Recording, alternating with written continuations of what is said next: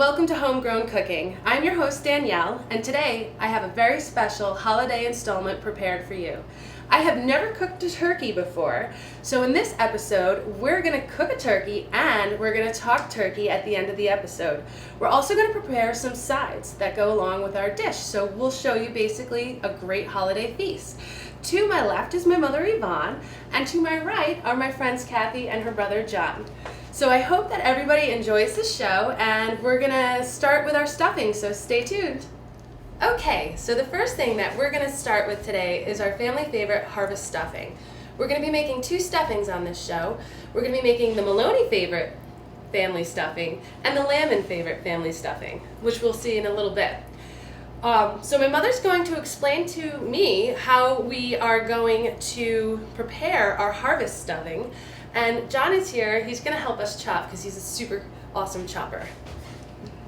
Hi, I guess I'll start with peeling some apples. We're going to put some sausage on the stove to cook. And we have celery, apples, onions, and some parsley. Along with that, I also have the broth on the stove that I'm going to put some butter into, and we'll get that going in a little while. So we'll start with, you can...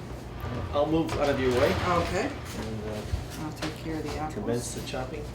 Oh, you can put this I'll in. take the sausage. I guess we should start this on the range then? Sure. Okay. Thank you. I got real ambitious. I boned the turkey. Took the bones out, cut it without any bones.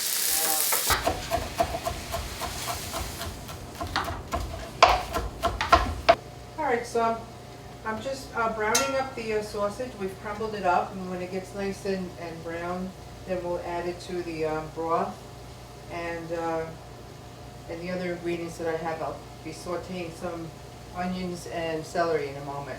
I think my other skillet is warm enough, so I'm going to add the butter, and I'm going to start the celery and the onions.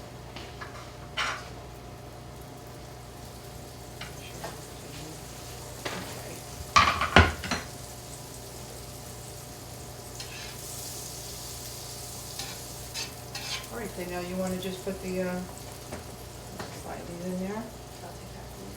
Okay.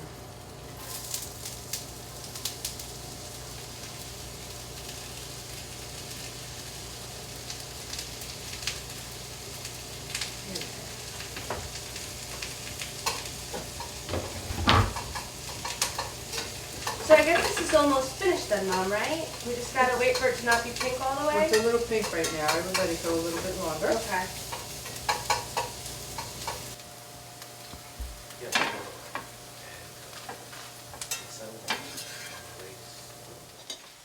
All right, so I think I'm going to turn these pans off. I have everything sauteed very nicely. The meat is brown.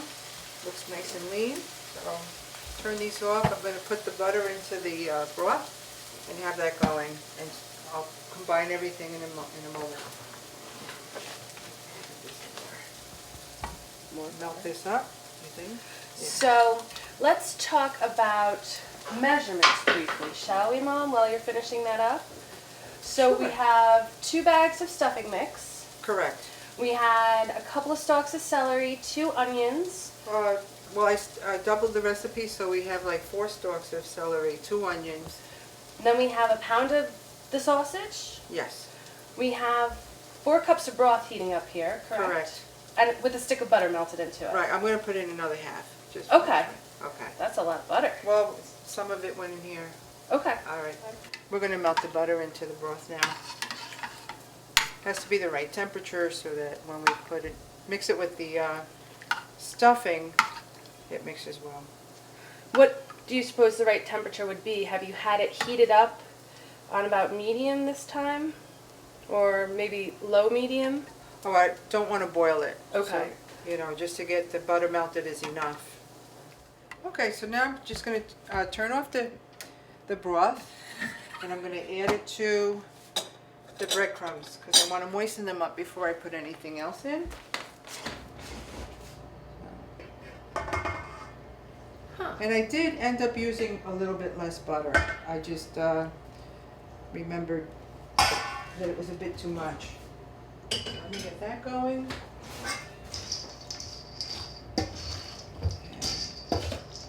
Might want to, can you sprinkle these on for me, Danielle? Sure. As I mix them up, it'll be. Now the water settle into the bottom of the broth.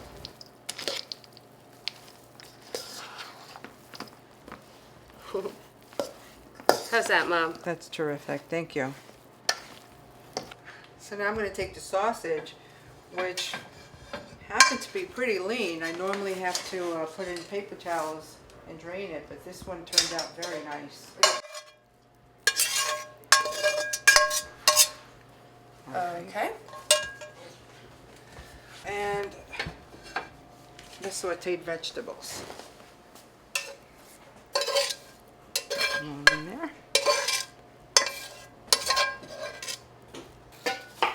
While I am chopping the apples, I would just like to give a little mention that some of the food was provided by ShopRite, and they do have their own organic selection. So the vegetables and the apples in this dish are the organic selection, as well as the broth and the butter from ShopRite. Yeah, a little bit more dried cranberries to it. So now we're going to add the apples to the stuffing? Yes, and Awesome. Just scoop it on in there. Do you yeah. want me to Why stir don't while you you do go? that? Yeah? Yeah, so it mixes up better. Oh, that's a lot to It's stir. heavy. We have to do this every year? Well, I find it fun. Yeah, sure. I do. The best part about it is just the family just loves everything you cook, so.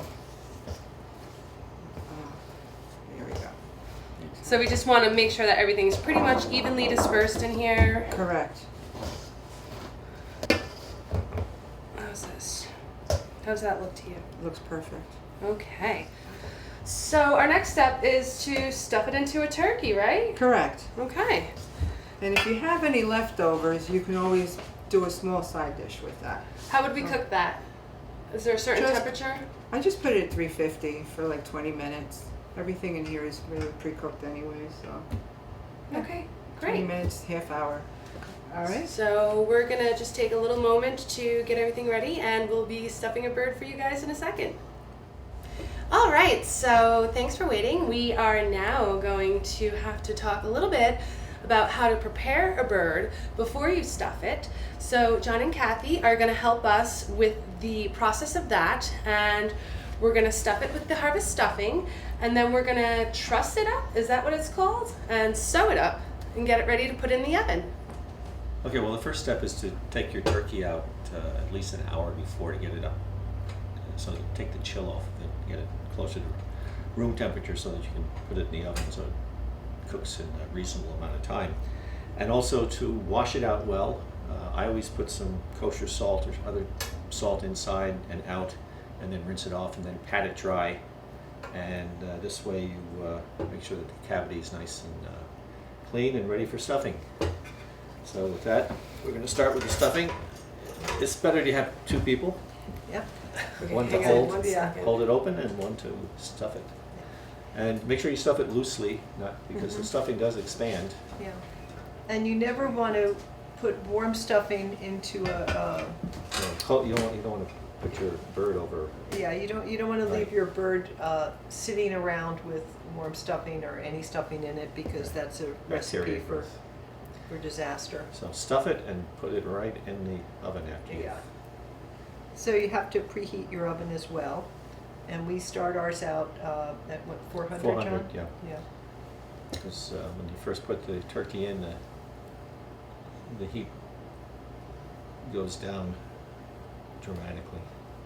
So you're telling me Okay, that so- the heat, when you put the turkey in, because of the size temperature bird. of the and the size of the bird, when you the Yeah. minute you put it in, the heat of the oven drops down. Right. Well, your turkey takes a lot of the heat away. Plus, when you open the door, the heat goes out.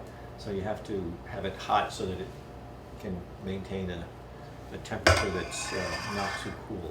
Okay. Is that it? So you keep That's it at fine. 400 then, okay. Yeah. little bit We more? bring it down after 15 minutes. So So right now we're sewing the turkey. This is the first time I'm seeing this. So You have to get a picture of this. This is crazy. Kathy, is there anything you want to mention about this process? Or? Yeah, you want to have an upholstery needle, which is helpful. And I'm using just dental floss, unwaxed, just plain dental floss, which is, you know, Strong. strong and clean. So there's no fancy stitch, just No, get it shut. you just want to make sure it's secured and that you Tie it off at the end there. tie it off at the end. You want to make sure you get not just the skin, but also through the meat and the muscle, so that it stays closed. Do you mind if I try? Oh, please do. Let me just get this first thing started here. So you're a little bit out of the Okay, green that sounds zone. like a good idea. Okay. And now here you go. Okay. So I have to pull this part up Yeah. out of my way. And then I want to make sure to get it through the skin and the meat. That's the meat Yeah, right yeah. there. Mhm. Oh my. I don't know if I can do this. Oh, I'm sure you can. Just Wow, that is a little tough push. Does it help to take a pre-med course? Ooh, You got okay. it? Yeah, I think I did. Excellent. Oh, You're doing my great. goodness, I'm so shaky. This is so strange. Yeah, it is a little bit Look at odd this. at I'm a first, but mess. you get used to it. Okay. Now they also have kits that you can get which have little skewers that you put through through both parts of the meat and then you tie them. But I find this Something really there. works the best and you don't have to worry about nicking Placing yourself them. with the skewers. Okay, so we're just about finished up with the sewing of the turkey. And like Kathy had mentioned earlier, they do have a special little device that is underneath the turkey that will help you lift the turkey up when it's done cooking. So hopefully we'll get a glimpse of that too. Alrighty, so John put the string underneath I guess that's the breast of the Yeah, the turkey? breast, yeah. Okay. So tie these tight together. Be a half inch here.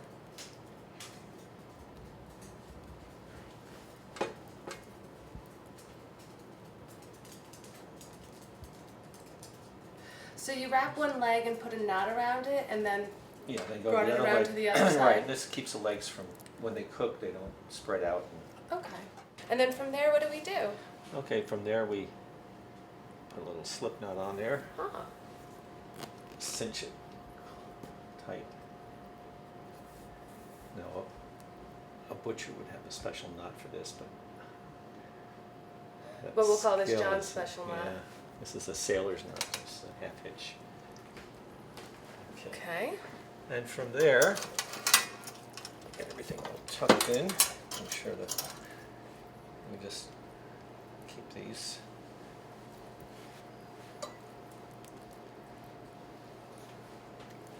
So now you're tying this front string to the back leg string, yeah. string. Okay. And we'll just, And that will be an easy removal come carving time. yes. You don't want to make it tough on the carver. There's enough pressure already for the person carving. And make sure your turkey doesn't hang over the edge because you can get a big mess in your oven. Okay. Turkey It's good to starts know. to leave the. There we go. Okay, and then I generally put some either butter or olive oil over the skin to Keep it moist. keep it moist and give it a little brown color. Sometimes Okay. I flip it over and cook the back first. Ah. All right. First, we're gonna put a little butter Butter on. on the top? Yeah. Do you want me to help out with that? Sure. Is you this like to- something like, do I Oh, get this to is- rub it into my you- hands you and get rub it to all rub in. around? This is. This is. So really, I Yeah, just this is the fun part. like kind of like that. Is that cool? Yeah, that's cool. Ooh, it makes some interesting noises. Yeah, it's, tuck some in Do you under think the that's wings. enough? I mean, Oh, is it no, really no. getting on there? Yeah, put more. Squeeze the butter a little, and you can. It'll get nice and warm. Ah, look at this. And under the wings, you said?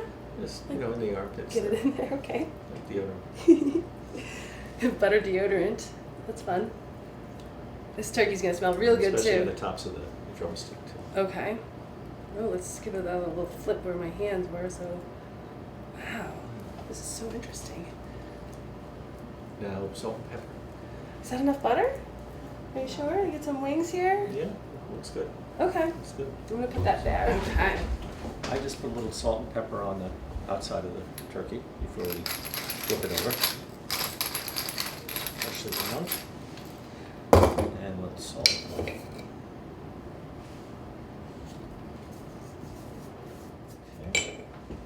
And you just take it. This.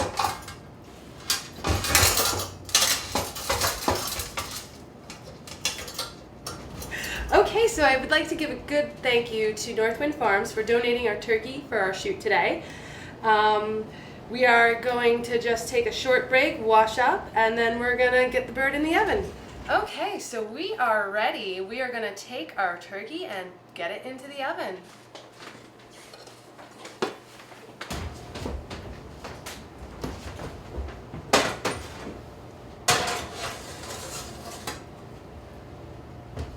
And Do half an hour. we're gonna set it for a half an hour, John? Yes. Okay. Our timer is set. We put it right there. Okay, Danielle, now that we have the turkey in the oven, it's a good time to start with the sweet potatoes. Okay. Okay, now we've actually baked these ahead of time, but what you need to do is you have your lovely organic sweet potatoes, which we got from Big Rock Farm, and they have wonderful farm products as well as turkeys. I got some wonderful organic butter there as well as this ginger and lemon. So you take this and you scrub it with a Scrubby brush? vegetable brush. Do you do that under the water? Under Just the rinse water, it down under and the water, scrub make it? sure you get all Do you need me excess to do dirt this? off, yeah. Okay. And then dry it and stick it in a 350 oven. And since these are rather large, we cook them for almost an hour till they're quite soft. The next thing we're going to do is peel them. So you just want to get a sharp knife and take off the skin.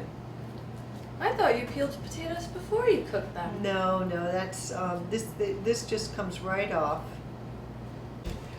If you have a lot of side dishes that you're preparing for Thanksgiving, you can actually make this the night before. Okay. And just put it in the refrigerator, and about half an hour before you're ready, make sure you take it out of the refrigerator, it's not too cold, and stick it in the oven and warm it up. So this would be after the turkey would come out, or you can throw it on a bottom rack or a Yeah, top rack? the turkey has to sit out of the oven for half an hour, so you can put it in when you're letting the turkey sit. Okay. Um, Awesome. Now the next thing we're going to do is peel some ginger and cut up some lemon. And I'm just going to peel the ginger and grate it. How about like this? Is that a good size? A little bit thicker. Okay. But not too much thicker. That's perfect. Oh, that's great. Thank you. Okay, so while you're finishing the ginger, I'm just going to go over some measurements here. So we have about 3.5 pounds of sweet potato, 1 whole lemon sliced. I would say this is about 1/4 of an inch, right around just there. about. We are grating some fresh ginger. Is there any specific measurement that you could tie to that amount? I would do about 2 tablespoons. And then how much butter and brown sugar would we need?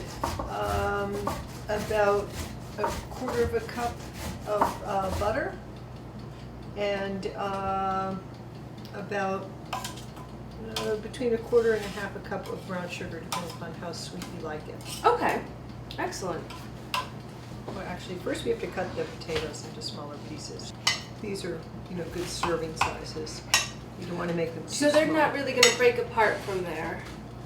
Pardon? They'll stay about that size throughout Yeah. cooking? Yeah, they're Okay. not. They've already really been cooked. You're really doing the equivalent of glazing them.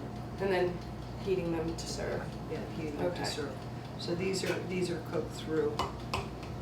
Okay, so now I'm just gonna cut some butter over the potatoes here.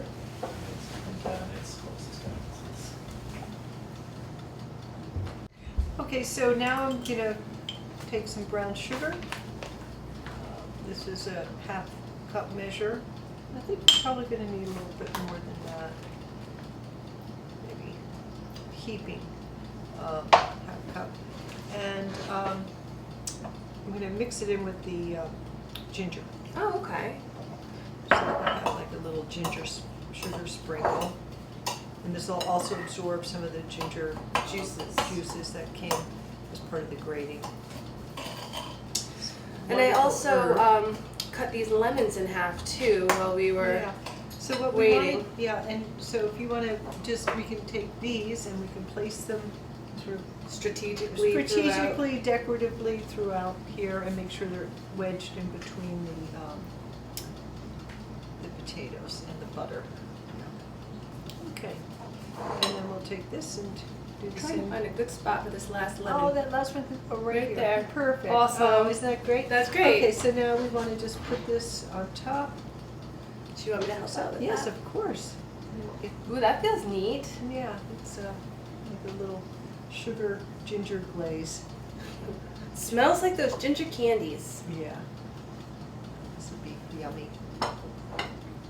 So this is what we have so far. This is our sweet potatoes, our butter, our ginger, our brown sugar mixture, and our lemon. And next we are going to use a little bit of ginger ale. Kathy, can you explain to us why we need the moisture in the sweet potatoes? Well, you don't want to have this dry out. So you sprinkle a little bit of this on, and that way as it's cooking and the ginger ale or orange juice is evaporating, it's helping form a nice syrup and keeping the potatoes moist. Okay, great. Okay, so And how much moisture per se are you going to use in this dish with this 3.5 pounds of sweet potatoes? well, let's see. I had measured a cup, and I think I'm going to use about 2/3. And you can always check as it's cooking to see if you need any more. Okay, great. Okay. Okay.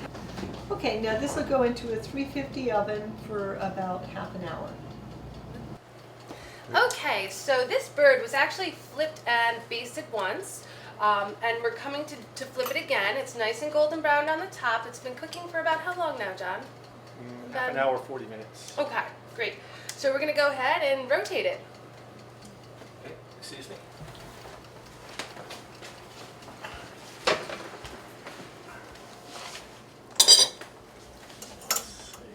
I'm just going to grab this.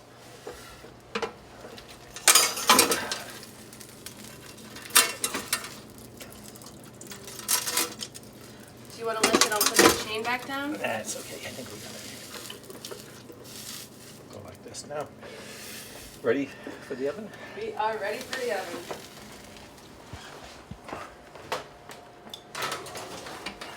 So here we are making cranberry relish.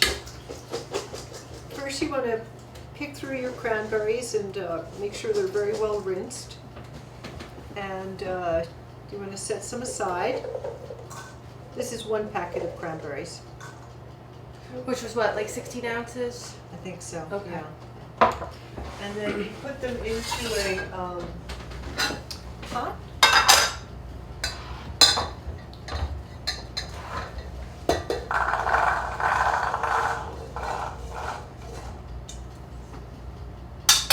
Add a cup of sugar.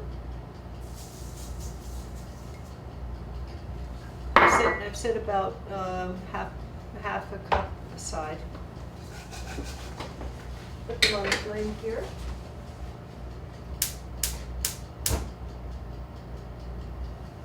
And then put a little bit of water in. Right. About a cup of water. Some cinnamon sticks. And let's see, just cut this lemon up. Take about half a lemon, make sure you get all the seeds out. So these quarters in here.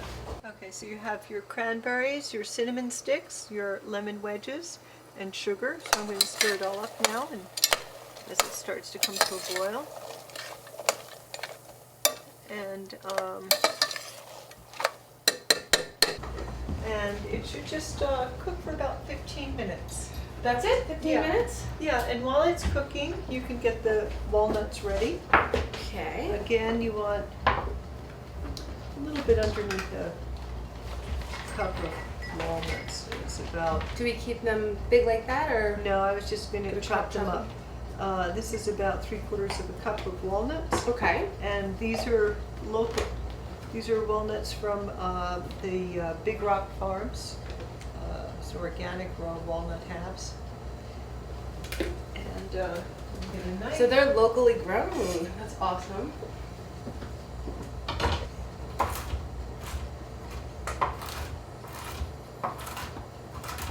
Okay, now that this is done, I'm going to just stick it back in the cup here. And it sounds like we're hopping away. Full boil.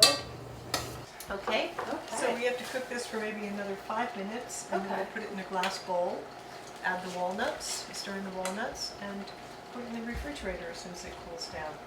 Great. Nice. So now we've taken the cranberries off of the stove, and I'm about to pour in the walnuts that have been chopped. Stir them up like so. And we're going to pour them into this. So you keep the cinnamon sticks and the lemon skins and everything just stays right in there? Yes. Okay, great. Oh, And- the other thing is make sure you wash your lemon before you put it in for cooking. So now we're going to let it cool down, and once it's cooled, you can put it in the refrigerator. And you had also mentioned that this was another thing you could prepare ahead of time to save you time in the morning and it tastes Yeah, even better. it would be even better if you could make it the night before, or 1 or 2 days before. Even 2 days. Okay. Yeah. Great. Good information. Okay. All right. Thank you. So up next, we're gonna do the Landman family chestnut stuffing. Alrighty. So welcome back. We are about to start our stuffing. We have John and Kathy with us, and I'm gonna leave the stage for them to explain how they make their chestnut stuffing. Take it away, guys. Okay. Well, Go ahead, sis. okay. Well, John's chopping some parsley, and we've already cooked onion and celery. And this is a multigrain whole bread that we cut up and dried out the night before. So we have our multigrain bread from Big Rock Farm. And these are some whole chestnuts that we're going to cut up and put into our dressing as well.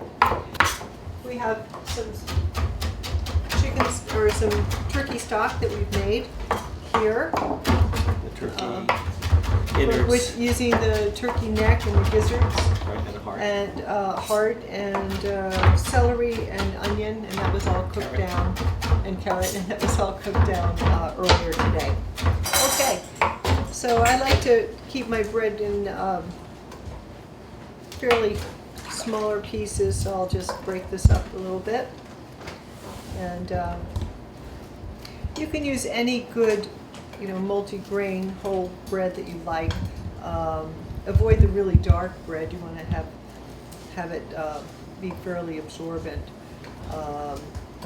And the reason why you dry it out is so that it will So, soak up all the good flavor inside the turkey, and also the liquid. So, okay. And the next ingredient is the onion and celery. celery, it's been sauteed. in That's butter. already sauteed in butter.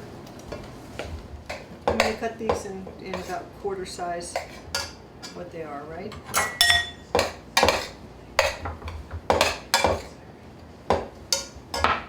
Okay.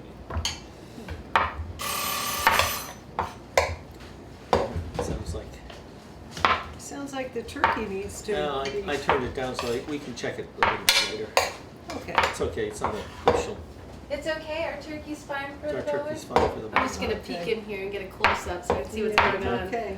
So these were those French chestnuts, correct? Yes. Yes. And they were already hulled and is that what it's called? Hulled? Peeled? Peeled, Okay. right. Yeah, they were Um, roasted And and cooked. peeled. Cool. All right, I'm gonna sneak out of your way, not be over your Okay. shoulder. These go in next.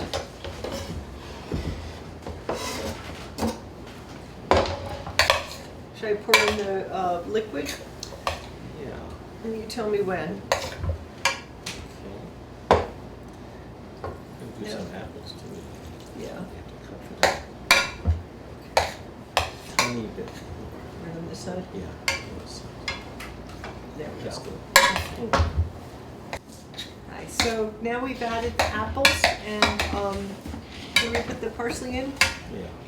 And do we need any more liquid? Well, What I do think you we're think? okay. I think the Yeah. apples will give enough liquid, and that looks like More enough parsley, parsley. enough? That's Okay. enough, I think. Okay, good. So now we're ready to, this is ready to stuff and another bird. Yes, it is. Yay. Well, we did cover this up so it wouldn't get too browned or dried out. So we're going to take a temperature reading. Not that it has a cold or anything, but you want to make sure it's cooked through in the interior. So this is an instant read, so we find a place where we can stick it all the way in to the interior. And we're looking for something 165. And we don't have it yet. So it's got to go back in the oven. I'm going to turn the temperature down a little bit. Okay. Why are we turning the temperature down? Well, I think it's browned enough.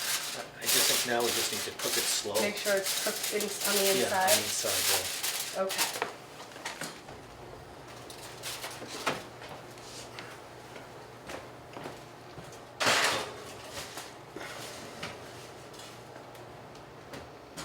So John, we're gonna do a Brussels sprout dish. This is something that that you suggested to me that I wanted to see. So can you explain to me what it is that we're making and what we're gonna be doing? yeah. Okay, these are Brussels sprouts that are, as you can see, sliced thin like that, and then mixed with some shallots and some julienne carrots. And we have a little bit of parsley here on the And side some parsley, and we'll saute these and cook them like that.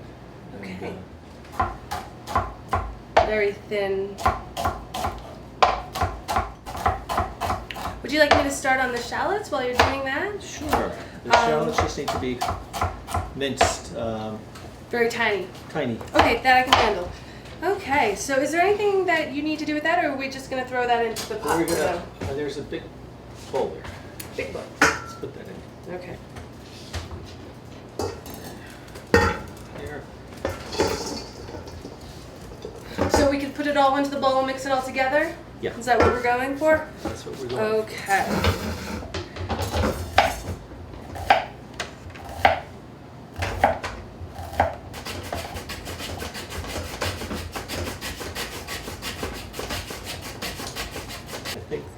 I think this one carrot is going to It's do gonna it. be sufficient? Yeah. Those are huge carrots. These are deceptively large carrots.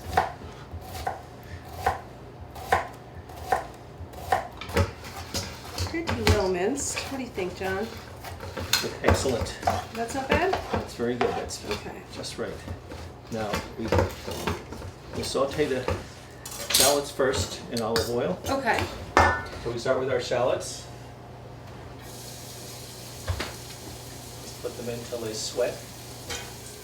And now we'll add the sprouts and the carrots.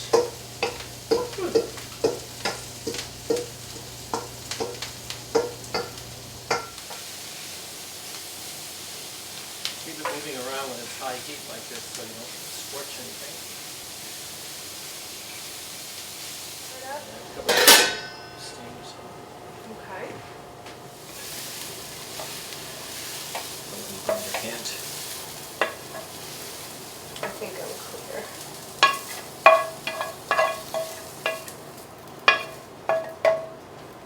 Perfect. Boy, that looks really, really nice. So here's our before, there's our after. It looks great. Thank you so much for your help, John. I really appreciate it. Well, you're welcome. And he's also gonna have to help me make some giblet gravy, because what's Thanksgiving without giblet gravy? Just as a note, we will be making another gravy without the giblets. So for those of you people who want to go that way, we'll have both options. Okay, so you want to take the fat. Right, and then you just So did you take the fat off already? Because I Yeah. don't see any fat. You must have I done took that it off this well, morning. this right after I took it out of The turkey. the turkey stock. Okay. And, So you left the fat in for the turkey stock. well, it was attached to this, attached to the gizzard. Okay. So does all this stuff stay in the gravy, or does it get strained out? Oh, it gets strained out. Oh, okay. I checked it before I. So you're basically cutting it to release, like to open up some of the surface area to get out as Right. much flavor as possible. Exactly. Okay. Okay, well, I start with the roux. It's the old traditional Escoffier school method. And what's And you cook the flour in butter until it comes to like a nutty brown or tan color like this. And then you gradually add your turkey stock and your So you hand want me to pour? drippings. I'll give you a ladle. Is there a big ladle over there? Yeah, start with the ladle and keep ladling it in as you're stirring? as I'm stirring, yeah. I'm just gonna move a little closer here. Yeah. Keep going.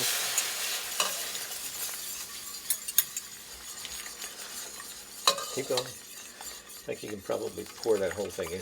Okay. Let's do that. And can you pour that in here? All of it? Well, Oh, like as that. much as you can. Is that too Does much? it matter if the onion or anything comes with No, it? it doesn't matter. It'll go through the strainer. So it's Oh, not gonna okay. So give it a little color, a little flavor, a lot of flavor, hopefully. Okay. Interesting. Now it's getting to be more the color of gravy, as you can see. Mm-hmm. And if you don't have pan drippings, you can always use the Gravy Master, which is basically what Gravy Master is, pan drippings. Interesting. So basically, at this point, do we just need to keep stirring at a certain? Yeah, well now For it's certain sort of size? like reaching a velvety stage. It'll get a little thicker now, and then we'll season it Okay. to taste. Are you turning up the heat? Turning up the heat a little bit. The closer it gets to boiling, the thicker it'll get. Oh, okay. I don't like to make it too thick, like gravy, like wallpaper paste thick, Yeah. but I like it That doesn't sound to be appealing. more like a sauce. Okay, so we're gonna separate out the gravies now so we can have our giblet gravy and our non-giblet gravy. So I'm gonna pass the ladle. And so basically what is in this pot's ready to go, am I correct? Basically, yeah, it just needs a little more reduction. Okay. We do it over low heat. And we'll just put the giblets in here.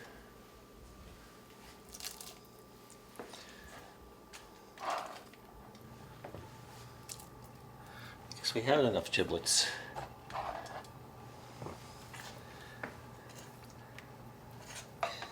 So that's gonna get served in the gravy on the table Yeah, like on that. the table, just like this. Okay. All right, John, so it looks like we are all set with our gravy here. What do you Yeah. think? Yeah, well, they had time to reduce their, in my view, the right consistency. They'll go well with the turkey. Okay. Turkey's ready to slice and serve the gravy over it. It's, I like to call it. I like to call it sauce. Sauce. I was a saucier at one time, not a gravy master. Saucier, huh? Yeah. Well, there you have it. There's our sauce for our turkey. So we just wanted to take a moment to show you our finished product here. This is our turkey that we prepared today with the harvest stuffing stuffed inside that we all helped on. From the stuffing to the sewing to the tying to the making of the stuffing to the cooking to the flipping, it was all done with care and love by everybody here, and I just want to say thank you guys for all your help. Oh, you're welcome.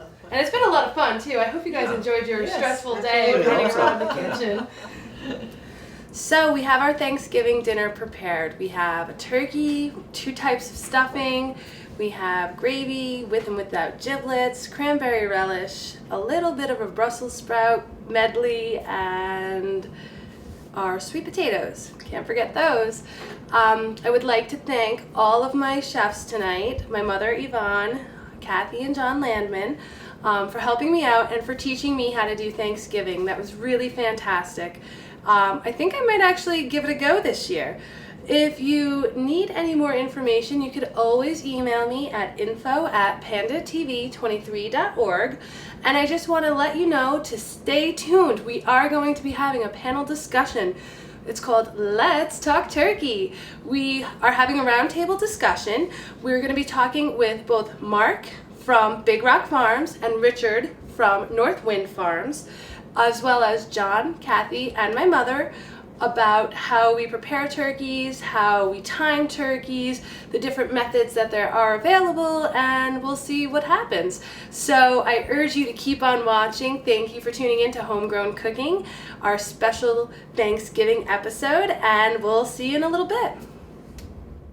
Hello, welcome back to our program, Let's Talk Turkey. I have a good group of my friends with me today, and we are just going to start from the left to introduce everybody. We've already met John and Kathy, so they are sitting over here to my left. And then next we have Mark Burdick from Big Rock Farms.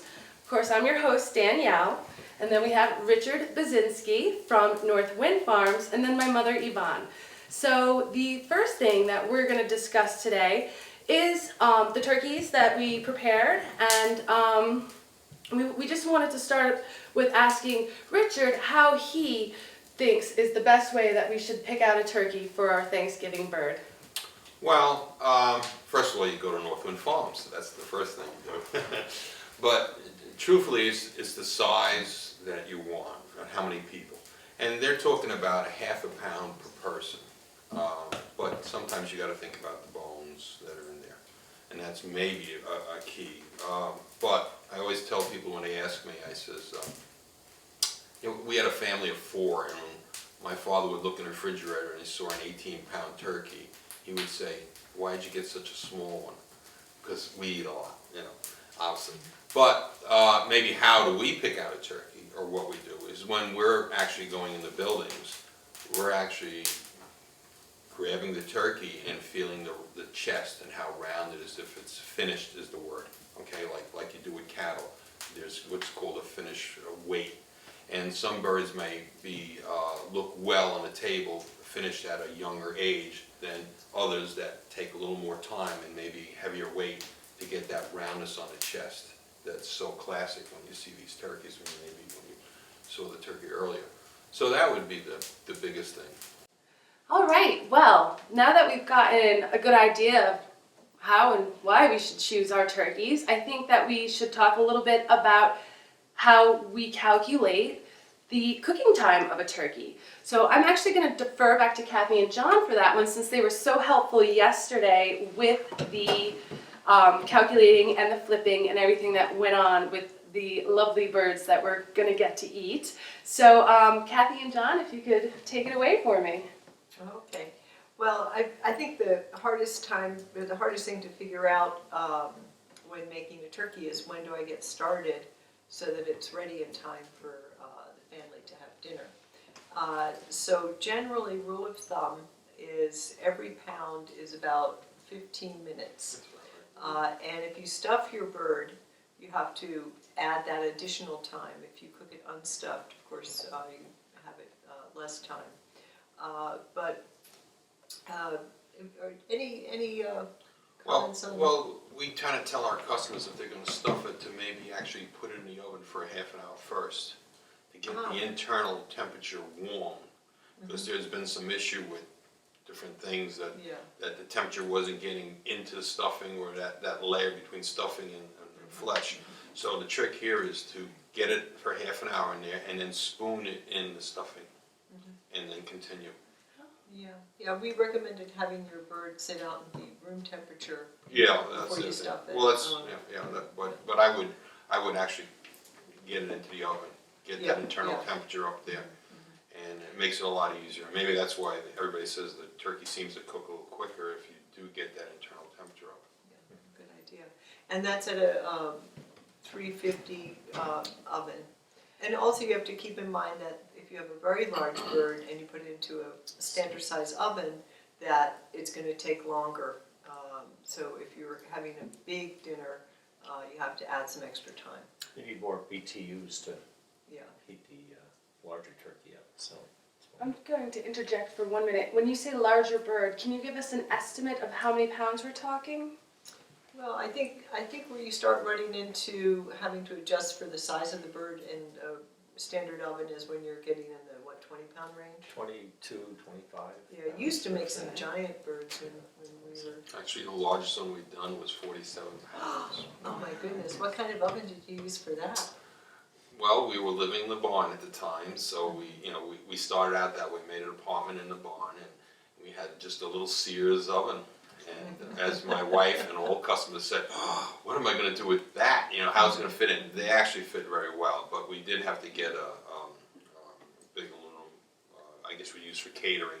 And she says, well, what time am I going to start with this? I said, well, I guess you're getting up at 3, and she didn't, but she did get it in the oven somewhere around 6, so, and it was falling apart by 12 o'clock. Oh, wow. So it did cook quickly, considering the size. That's twice a large turkey, Right. and that's pretty big. I do also know that John has a little bit of a different method that he likes to cook his turkey for the first 20 minutes at a higher temperature. Could you Right. maybe describe why you do Well, that? I learned this when I was in the restaurant business, because when you first open the oven door and put the bird in, you lose a lot of heat. So I turn the heat up high, 400 degrees, and then for the first 15 minutes, and then turn it down to the regular cooking temperature to sort of keep it at the temperature that you want to cook it at. Okay. And let's talk flipping turkeys. How many times would you say you flip your turkey in, say, a 2.5, 3 hour? Usually 3 times. Does Back, everybody agree? Or? side, and the breast. Okay. Does anybody do it a little differently?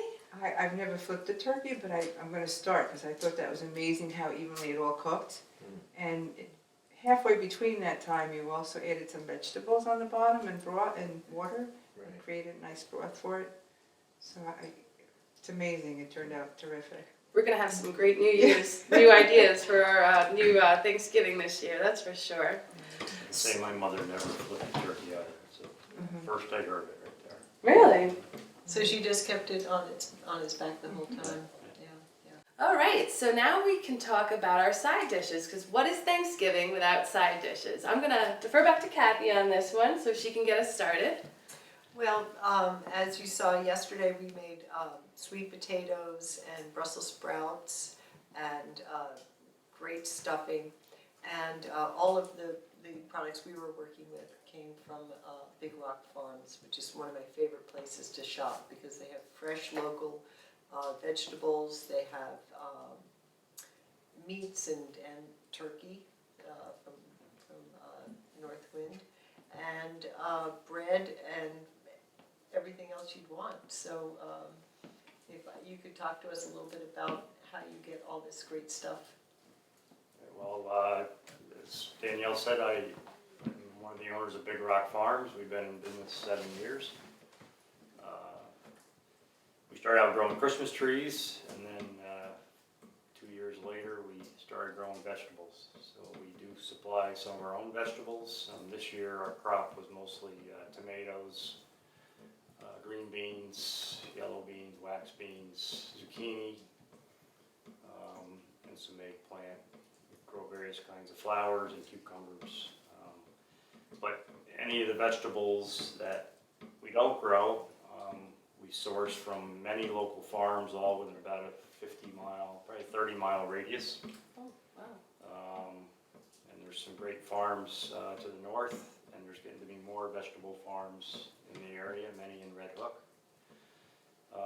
So at the farm stand, we have the fresh vegetables, the fresh fruit. We have meat from all local farmers, beef, pork, lamb, chicken, and turkeys. And the turkey, chicken, and pork, we get the majority of that from Northwind Farms, from Rich. And the smoked meat too. Yeah, and the smoked Kibasi's, meat, yeah. a lot of kibasi's, I saw. And I actually met Rich up at up in Columbia County at the Columbia County Ice Storage, what's the name? Cold storage unit up Cold there storage, in okay. Livingston. I met him in the freezer. I'm there a lot. Sometimes twice a day. Oh, The beef we sell is from Wheatley Farm, which is in Stanfordville, and we store our beef at the cold storage, or Wheatley's beef, I should say, and that's where I met Rich. One of the really nice things about Northwind is I pick up on Friday, and I can bring home on Friday fresh chicken, fresh pork, which, you know, I get fresh pork chops, and fresh cut up chicken parts, and that's one of the few farms that I can get fresh from. speaking of fresh, I think that is a good way to ask Richard about how he handles his birds, what he and the other animals on his farm. If you could take it away. Yeah, sure. Well, most people ask me, what do you know about farming, or, you know, to explain it, and I explain to everybody that I know nothing about farming. Have no real farm background, but that was the secret to it, because I always believed that we're getting too much antibiotics in our food. And when I first was stating that, starting my business, a lot of producers were coming to me and saying it's impossible to raise poultry without antibiotics. And they're asking me, how do I get the flavor like that, and what's the secret? And of course I can tell you all kinds of secrets, I guess, but the truth of the matter is, you are what you eat. If you just feed the birds what they're meant to eat, and that's the grains, and the natural food, that's why I called it all natural. I didn't care if they tasted like wood, I just didn't want all these additives in there. And of course now, you know, that's kind of the in thing, or the scientists and the doctors are obviously agreeing with what I've been saying for the last 32 years. And because when you need antibiotics, you want them, but you don't need it in your food. And the only reasons they did that was, well, there's two reasons. One is that when you're doing things commercially, large farms, you got to understand that an employee can come in with something, and if one of those birds gets sick, it's like kids in a classroom, they all get sick very quickly. So that's why they would do the preventative medicine. The other thing was that it increases the growth rate on the birds. So if you're raising 900,000 chickens in a building and you can reduce 2 weeks growth time, you've cut your costs considerably, because you know how many tons of feed go through that. But now they're pulling away from that, you know, because more people are asking not to have that in their food. Do you agree to that, or have anything you want to add to that? Well, Richard's been in it a lot longer than myself. I will tell you, I from 1979 to about 1991, I was a contractor in the building trades. Went through the 80s, and that was a good year for contractor, good years. But I decided I had bought the family farm. I'm the 5th generation to own the farm, the land. Great. But it had been dormant for about 50 years.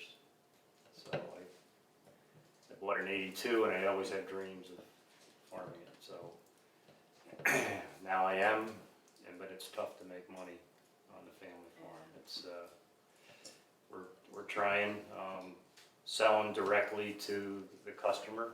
I can see that that's more lucrative than getting tied into a commodities market. Right.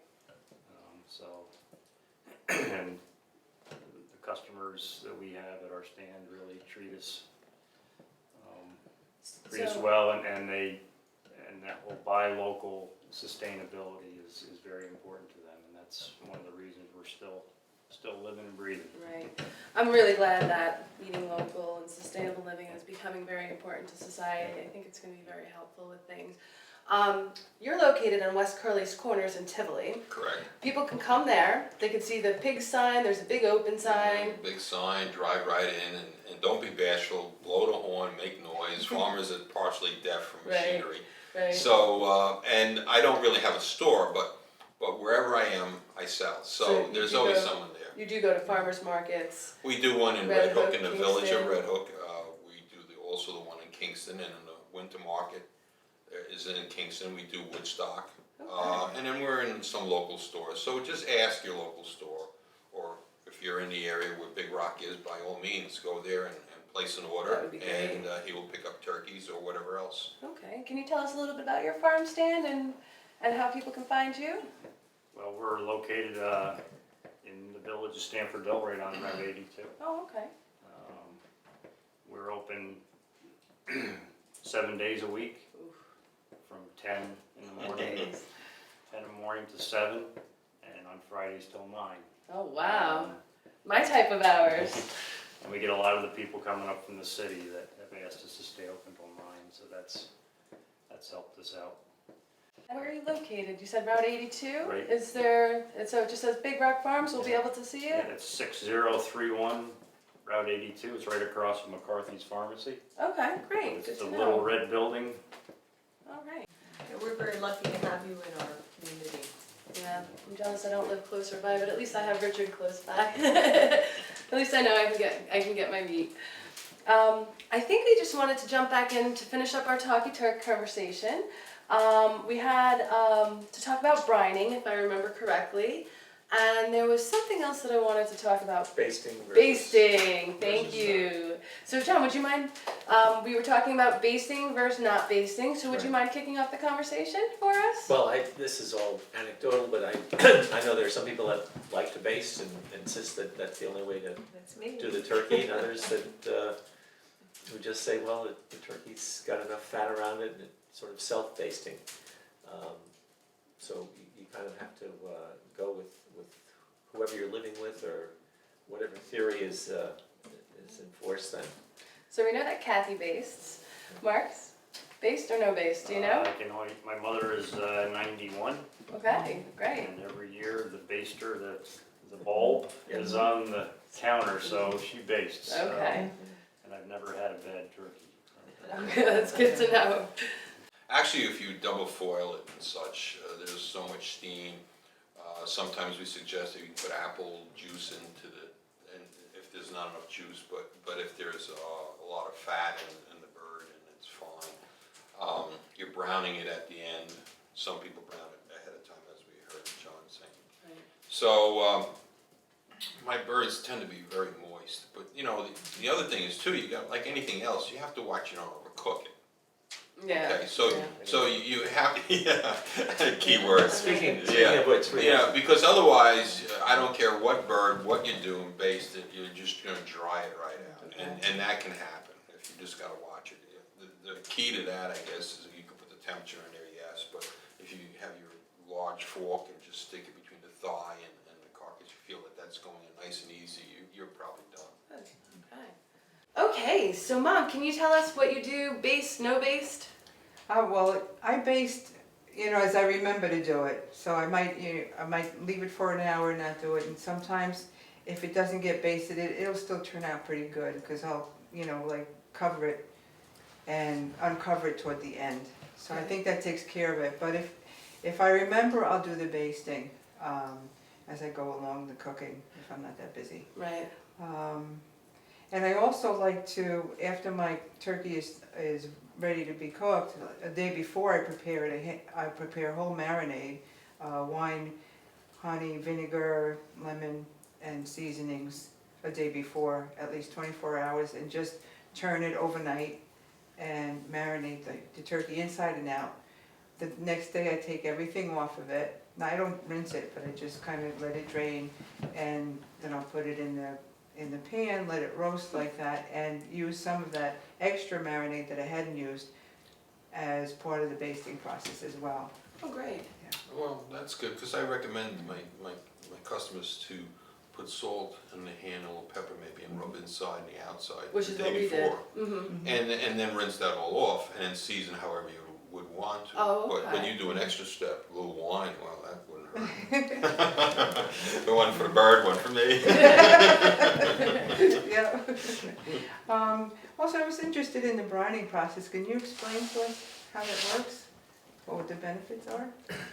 Well, John Well- knows the most. Well, people say that brining helps with the flavor and tenderizing the meat a little bit. There are things that you can do that will make the meat even tougher, I think, as Richard mentioned. People that leave it in the brine too long the meat tends to toughen. And so you have to be careful with brining. What And also exactly- you need a big pot. For the Turkey 101, what exactly is brining? Brining is basically it's a salt and mostly Water salt, mixture. salt and water And they mixed. just put it in there and let And it yeah, sit? and brine is just very salty water. What did you say the purpose of brining is? It's to open up the, Well, it's yeah, that's the idea, is the beginning is, when you do any meat like that, the brining is, it gets in there and it I don't know, it tracks, but it swells the meat with moisture. More water will get into it when the initial brining.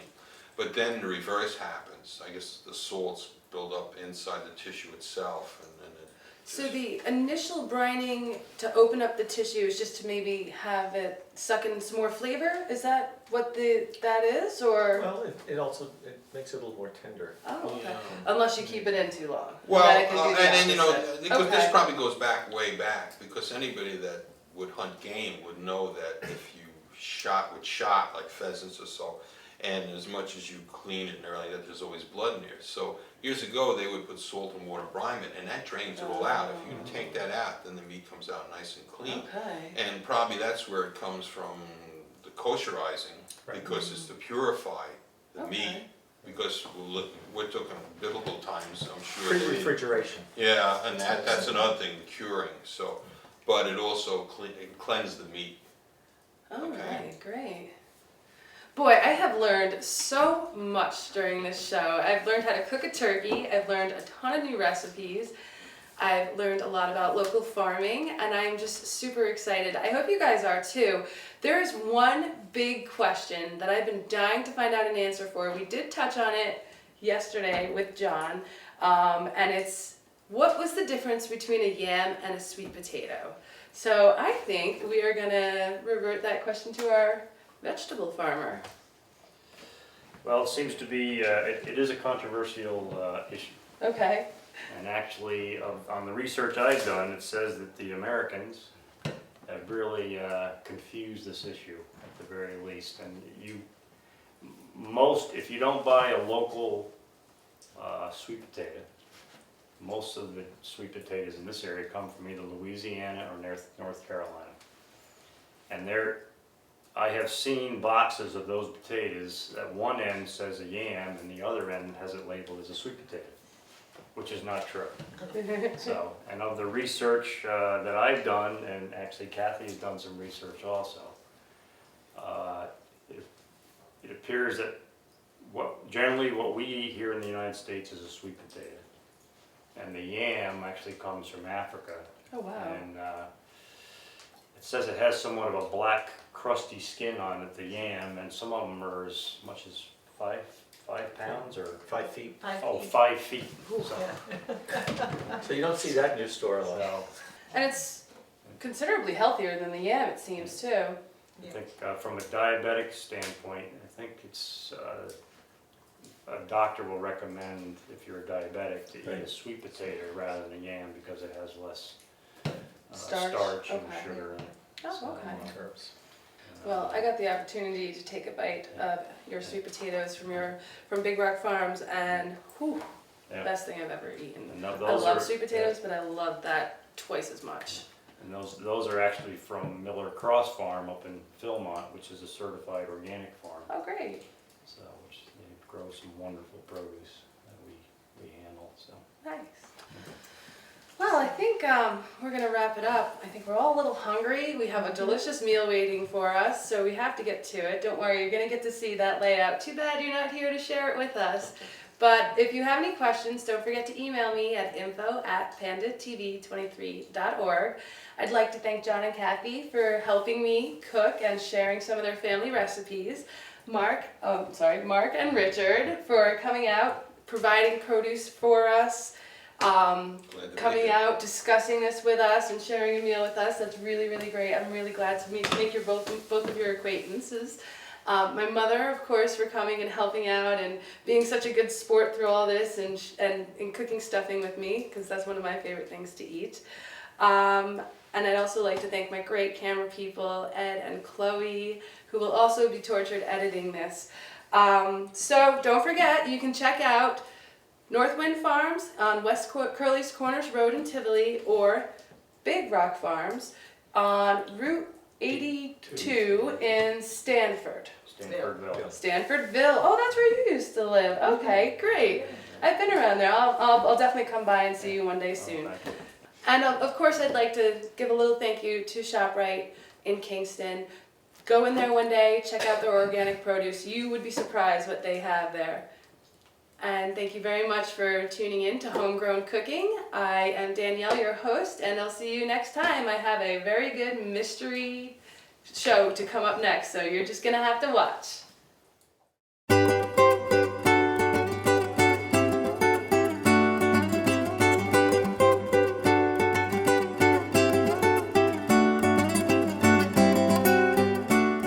Wow, this looks really great, guys. Thank you again. I can't thank you enough. I cannot wait to dig into this meal. Really, I think we should pop some champagne to have with this.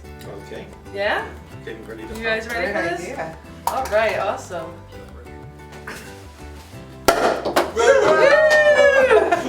Oh,